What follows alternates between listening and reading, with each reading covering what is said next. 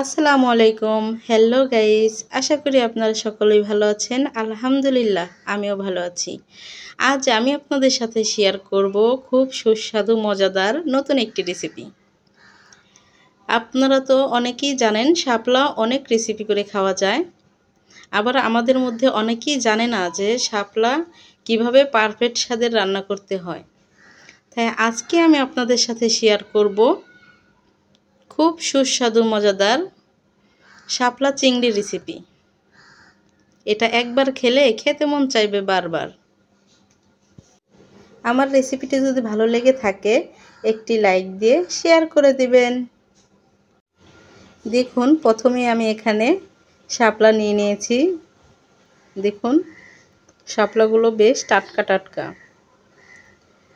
যারা আমাদের মধ্যে জানে না পারফেক্টভাবে কিভাবে শাপলা রান্না করতে হয় তাদের কাছে শাপলা জিনিসটা ঝামেলা মনে হয়, কিন্তু এটা কোনোই ঝামেলা নেই। খুব সহজ একটি রেসিপি করে খাওয়া যায়। দেখুন এবার শাপলাগুলোকে ছোট ছোট করে কেটে নেব, যাতে শাপলাটাকে ছুলতে সুবিধা হয়। দেখুন এভাবেই আমি শাপলাটাকে ছোট ছোট করে কেটে নিয়েছি, যাতে ছুলতে সুবিধা হয়।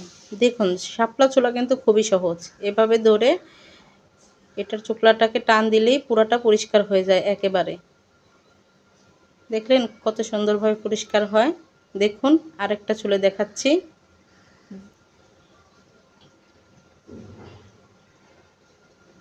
দেখুন এভাবেই আমি কয়েকটা ছুলে নিলাম। এবার পিস পিস করে কেটে নেব। দেখুন আমি বেশ কয়েকটা একসাথে নিয়ে পিস পিস করে কেটে নিচ্ছি।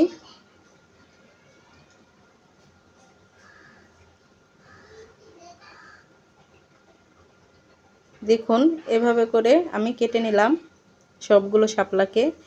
এবার শাপলার ভিতরে দিয়ে দিব লবণ। শাপলাটা আমি লবণ দিয়ে ঝাঁকিয়ে নেব। আমি শাপলা সিদ্ধ করব না, সিদ্ধ করলে শাপলার কালার নষ্ট হয়ে যায়। লবণ দিয়ে 20 মিনিট এভাবে ঝাঁকিয়ে মাখিয়ে রেখে দিলেই শাপলার ভিতরে যে কষ আছে কষ পানিটা বের হয়ে যাবে। দেখুন আমি শাপলাগুলোকে ঝাঁকিয়ে এভাবেই এখন রেখে দিব 20 মিনিট।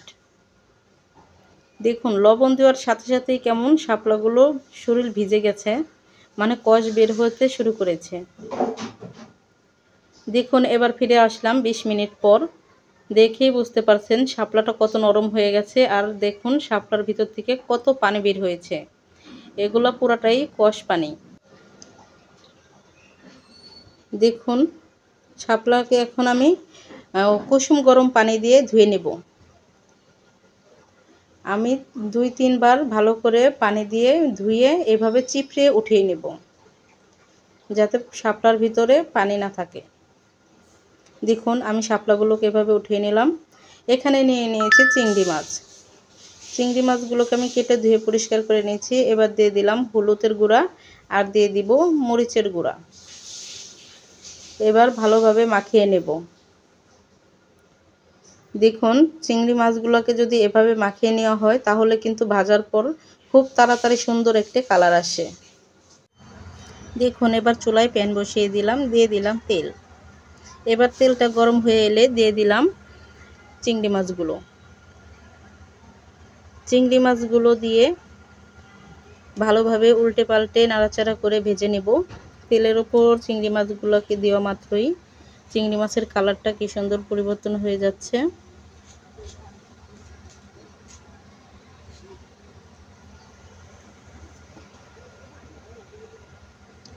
দেখুন আমি এভাবেই অনবরত নাড়াচাড়া করে একই রকম কালার করে চিংড়ি মাছগুলোকে ভেজে নেব। চিংড়ি মাছগুলোকে আমি অনবরত নাড়াচাড়া করে এভাবে ভেজে নিয়েছি। এবার এক পাশে রেখে দিব, কারণ চিংড়ি মাছ নাড়াচাড়া পেলে ভেঙে যায় না।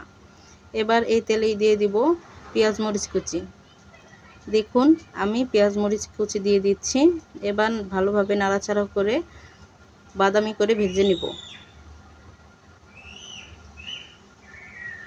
দেখুন আমি অনবরত এভাবেই একটু নাড়াচাড়া করে নিচ্ছি। পেঁয়াজের কালারটা যখন পরিবর্তন হতে শুরু করে দিবে এবার দিয়ে দিব লবণ।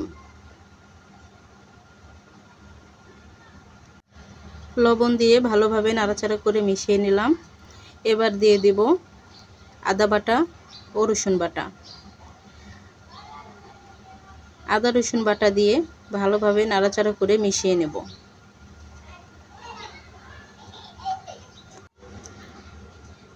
দেখুন আমি অনবরত নাড়াচাড়া করে পেঁয়াজ ও মাছের সাথে মশলাগুলো মিশিয়ে নিচ্ছি। এবার মেশানো হয়ে গেছে। এবার দিয়ে দিব হলুদের গুঁড়া, মরিচের গুঁড়া আর দিয়ে দিব ধনিয়ার গুঁড়া। দেখুন মশলাগুলো দিয়ে ভালোভাবে নাড়াচাড়া করে মিশিয়ে নিচ্ছি। মশলাগুলো দিয়ে ভালোভাবে নাড়াচাড়া করে মিশিয়ে নিলাম। এবার দিয়ে দিচ্ছি অল্প করে পানি, যেন মশলাটা পুড়ে না যায়। দেখুন পানি দিয়ে ভালোভাবে মাছগুলো মশলার সাথে কষিয়ে নেব। দেখুন আমি অনবরত নাড়াচাড়া করে মাছগুলোকে ভালোভাবে মশলার সাথে কষিয়ে নিলাম। এবার দিয়ে দিব শাপলাগুলো আমি দিয়ে ভালোভাবে নাড়াচাড়া করে মিশিয়ে নেব। দেখুন শাপলাগুলোকে আমি নাড়াচাড়া করে ভালোভাবে মিশিয়ে নিলাম।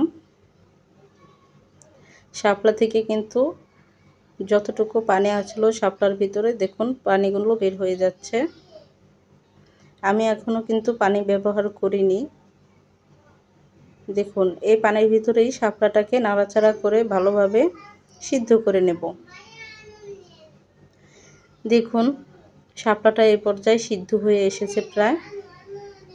এবার সামান্য পরিমাণে একটু পানি দিয়ে দিব। দেখুন পানি দিয়ে দিলাম। পানি দিয়ে একটু নাড়াচাড়া করে মিশিয়ে নিলাম। এবার ঢাকনা দিয়ে 5 মিনিট রান্না করে নেব। দেখুন ঢাকনা দিয়ে দিলাম, 5 মিনিট পর খুলে নিলাম। দেখুন শাপলাটা পুরোপুরি সিদ্ধ হয়ে গেছে। এই পর্যায়ে আমি চুলাটা অফ করে দিব, কারণ যতটুকু ঝোল আছে এটা ঠান্ডা হওয়ার পর একদম শুকিয়ে যাবে। এবার চুলা থেকে নামিয়ে নেব। দেখুন চুলা থেকে নামিয়ে নিলাম। এবার পরিবেশনের জন্য রেডি। খুব সহজে মাত্র কয়েক মিনিটেই বানিয়ে নিলাম সুস্বাদু মজাদার শাপলা চিংড়ি রেসিপি। এটা এত মজা হয়, না খেলে এটার ধারণা করা যায় না যে এই খাবারটা এত মজার। একবার ট্রাই করে দেখবেন, অবশ্যই আপনাদের ভালো লাগবে। একবার খেলে খেতে মন চাইবে বারবার। আমার এই রেসিপিটি যদি ভালো লেগে থাকে একটি লাইক দিয়ে দিবেন। নিত্য নতুন রেসিপি পেতে চ্যানেলটি সাবস্ক্রাইব করে পাশেই থাকবেন। আজকে এ পর্যন্তই। দেখা হবে নতুন রেসিপি নিয়ে নতুন ভিডিওতে। আল্লাহ হাফেজ।